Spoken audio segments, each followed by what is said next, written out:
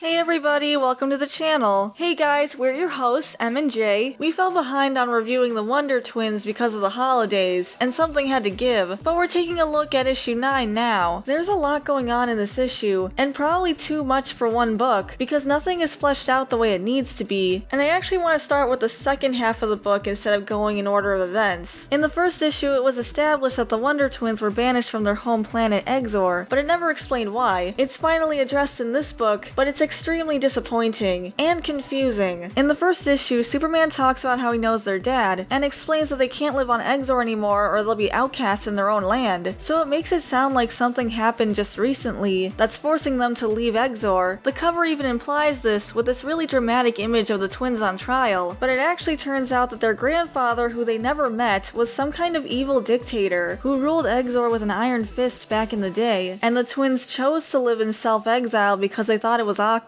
It's funny how over the holidays we saw two movies that also had a similar twist, of a surprise evil grandfather, Frozen 2 and Star Wars Rise of Skywalker, so I wonder if this trope is becoming more popular lately. Having the hero be related to the villain adds a lot of drama to a story, but I don't think these examples handle this trope well, because they don't put in the effort to actually build the drama. Instead, they basically just tell us that they had an evil grandfather. I'd say one of the best examples of this trope is Darth Vader and Luke Skywalker from The Empire Strikes Back. These characters have been built up over two movies, and this twist was a big reveal that left an impact on everybody. But in Frozen, Rise of Skywalker, and now with the Wonder Twins, the twist evil grandpa just doesn't really make much sense. None of it was really set up the way it needed to be, and the characters didn't have a personal connection to their grandfathers. Luke and Darth Vader had interacted before it was revealed that they were related, so it left a much bigger impact. We did videos on both of those movies if you want to hear our thoughts about them specifically, but we'll get back to the Wonder Twins now. In the last issue, Jaina convinced Polly to come with them by saying that she thinks she might have a way to get her father back. So now Polly's hiding out at their house, since she's still wanted for teaming up with a supervillain to try to swap every person in the world's minds, and then escaping from juvie. Polly just wants to know how they're gonna get her dad back, so Jaina ends up explaining their backstory, which wasn't all that necessary to Polly's question, and she doesn't seem to care anyway. She probably could have just said that Sylvia's cell phone transports people to the Phantom Zone. It would have saved a lot of time. That's the only part that's important to this plot, but they really need to force in this message, so this is what we get. She explains that they come from the planet Exxor, and that it's basically a utopia, which is something that we've been told throughout this entire series. But apparently the reason Exxor is such a utopia is because the government rounded up all the people they deemed undesirable and banished them to the Phantom Zone using Kryptonian technology. The same technology cell phone Sylvia somehow managed to get through an estate sale on Earth. They don't explain where the Exorians got this technology, and we're not given any context or history as to why this happened. They say that Exor got caught up in a wave of xenophobia, but xenophobia means a fear of people from other countries. Exor has always been described as just Exor, with one planetary government. If Exor is a planet that's divided into several different countries, it was never established, but the book also says that every person on Exxor had a family member or a friend who was lost in the purge, so that seems to suggest that it's not specifically xenophobia, and more along the lines of the government getting rid of anyone they didn't like. I think they just used the wrong word, and editor should have caught that. It turned out to be really confusing, mostly because the situation needed to be fleshed out a lot more than it was. For example, it turns out that the twins' grandfather played a huge part in this, and it says that he personally sent 5,000 Exorians into exile, but I'm not sure if he was personally responsible for all of this, or if he was just one part of it. Were there people who were banished by others in the government, or was it specifically him? Because if every person on Exxor was personally affected by this purge, and if 5,000 people were sent to the Phantom Zone, that suggests that Exxor has a very small population. Earth has billions of people living on it, so if 5,000 people were sent to the Phantom Zone, a lot of people would not be personally affected. But if this planet has such a small population, and so much of it was affected by these purges, then that might explain why Exxor is such a utopia. Everyone's living in terror. They're way too scared to step out of line. And it's never really stated that this government doesn't exist anymore. How did he come to power? How did he lose that power? And what replaced him? But we don't get anything like that. They just dump all this exposition suspicion on us and expect us to find this message deep. So after that whole story, the only thing Polly cares about is that her dad is in the Phantom Zone, which I guess makes sense. None of this really concerns Polly, and she doesn't seem to care anyway. It seems more like Jaina just wanted to vent. She said that they never faced harassment on Exxor, and no one seemed to hold it against them. And it's not like they had any control over the situation anyway. They weren't even born yet. But instead of reaching out to people and finding out what they can do to help now, they just leave, even though they don't need to. There were better ways to handle this than forced self-exile. Jaina says that the only real justice for the crimes her grandfather committed is that his grandchildren are living in exile and are ashamed of him. But the thing is, those people were not killed, they were sent to the Phantom Zone. So can't they get those people back? Jaina has a detailed record of all the victims, and a possible way to get them back, so why not do that? Especially considering the fact that the self-exile wasn't necessary. Is this actually justice, or did they just abandon their planet? They have the ability to make a change, but they let their guilt get in the way of that. Guilt for an action they didn't commit. And then they came to Earth and complained about how much it sucked compared to Exxor. Don't throw stones in glass houses, Jaina. Imagine if in Frozen 2 they just left those people trapped in the forest, but they stayed too because it would be poetic. That would be pretty ridiculous. But that's pretty much the case with this book. All this does is make her feel like she's doing something, but this doesn't actually change anything for Exxor. All those people are still trapped in the Phantom Zone, and everyone on Exxor is still missing their loved ones. How heroic. Also, I wonder what Xan's perspective in all of this is. He stays quiet throughout this entire scene. I guess he just agrees with Jaina on this. The other half of this comic book is Batman and Superman dragging the Wonder Twins into an international incident. Batman picks up the twins and says he needs them for a mission, but he doesn't give them any details. I'm surprised there wouldn't be a briefing about a mission they're about to go on. He takes them to a country called Zagronia, where there's a situation at the border. Basically, refugees are trying to cross into the country, but Zagronia is trying to keep this from happening. Superman is already there, and the Zagronians are telling him that these refugees are here illegally, to which he responds, "So am I." I'm not sure what he thinks that's going to accomplish. It seems like he's not trying to de-escalate the situation. He's just being snarky. He basically knows they can't force him to leave because of his powers, so he can break their laws all he wants. We never find out where these refugees are from, but the Zagronians say that their countries have a long history, and it sounds like it's not a very positive history, so things must be really bad back home if going to Zagronia is a better option. While the Zagronians are trying to talk to Superman, it turns out that they actually have a kryptonite weapon, which seems to suggest that they were expecting Superman. Have they had a run-in with him before? And where did they get this kryptonite shell? Did they get it from Lex Luthor? That's concerning. This suggests that they knew Superman was going to fight them. The guys who are holding the weapon are sweating. They're terrified of him, and they ask him to be reasonable. But Superman didn't come here to have any kind of discussion. He already knows what he wants. He wants Zagronia to take refugees. It's weird because in the second half of the comic, Jaina says that these refugees are fleeing from people like her grandfather, which suggests that there's a dictator in their country. So maybe instead of forcing Zagronia to take refugees, Superman could go to that country and stop that dictator. That way they wouldn't be forced out of their homes to begin with, and forced to go to a country that they have a negative history with. But instead, Batman, Superman, and the Wonder Twins fight everyone. Superman says he's going to have a chat with the president of Zagronia, suggesting he's going to strong-arm the government into doing what he wants them to do. Superman might think this is the right thing to do, but this 100% is not how you do it. If Zagronia already didn't like this other country, then for sure they're going to hate them now. Not to mention he dragged America into whatever this conflict is. Plus it would make way more sense to avoid people having to flee their homes in the first place. This scene was really troubling because it basically turned Batman and Superman into the Justice Lord's version of themselves. This isn't how the Justice League operates. They would be way more responsible than this. This country already distrusted Superman enough to get a kryptonite shell, and they probably got it from Lex Luthor. Now they'll go to him and he can use this incident against them, tell everyone how the Justice League invaded this country and strong-armed them into bending to their will. Superman knew he wasn't supposed to be there, and this could fuel anti-Justice League rhetoric. Not to mention this proves Cadmus right, that the Justice League are rogue agents who view themselves as above the law, and they'll take their idea of justice into their own hands, refusing to see the bigger picture or any other viewpoints.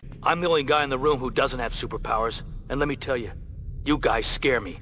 What if you do decide to go marching down there, taking care of whoever you think is guilty? Who could stop you? If there is some kind of dictator or war going on in that country, couldn't Superman and Batman do things by the book to resolve this conflict? Maybe work with the UN or something? It's really strange that DC would publish a book like this, and it's not an Elseworld Justice Lord story. The comic wraps up with Jaina saying that she feels guilty she hasn't suffered the way the refugees had, but that's pretty ignorant. What would that actually accomplish? It's not like if she had suffered it would help them in any way. And how is this line of thinking productive? She's venting to Superman, but all he cares about is getting his burrito warmed up. Did DC forget he would just use his heat vision for something like that? Then again, he's been out of character pretty much throughout this entire series, so I shouldn't be surprised. But Superman indulges her in this lecture, going on a long-winded speech about how the world isn't an epilogue for our ancestors, but a prologue to our own achievements. But what if you try to help and only end up making things worse? Just like what happened in this book. Realistically, their actions today would have caused an international incident that would likely come back and bite them in the butt. But this is the Wonder Twins comic where they don't face any consequences for their actions. Superman says, because in a world filled with destruction, the act of life is reclaiming what we can from the wreckage. But what about those thousands of innocent people from Exxor who were forced into the Phantom Zone? You're not gonna go reclaim them? You're just gonna give us a super obnoxious and pretentious speech? Why should we take this message seriously if they're not going to practice what they preach? It was pretty hard to review this comic because it's so all over the place, and I don't think they know what they're supposed to be focusing on. Like, none of the characters feel like characters. They just feel like mouthpieces. It's weird how the twins view Earth as this terrible place, and that Exxor was so much better. They don't even have prisons on Exxor. The closest they have is community college. But then it turns out that Exxor is this dystopian nightmare, and they're ashamed of it, but they don't care to do anything about it. They left Exxor and went to Earth just to be super judgy, and decide they have to fix Earth? This book is so focused on preaching that it doesn't even think its own politics through, and doesn't seem to realize how hypocritical it's being. It also causes a lot of really important parts of storytelling to suffer, like the overall plot, pacing, and characterization, and it makes the characters look really bad, because they make terrible decisions but then act so sanctimonious. So that's our review. What did you guys think? Were you satisfied with the reveal of the Wonder Twins' past? It's weird how this is basically the opposite of their original origin story. I'm not really sure what changing it actually accomplished. They probably could have had similar themes with a backstory that reflected their history better, but we got this instead. If you enjoyed this video, you can leave a like and subscribe to this channel to see more content like this, and we'll see you in the next video. Bye everyone. Bye guys.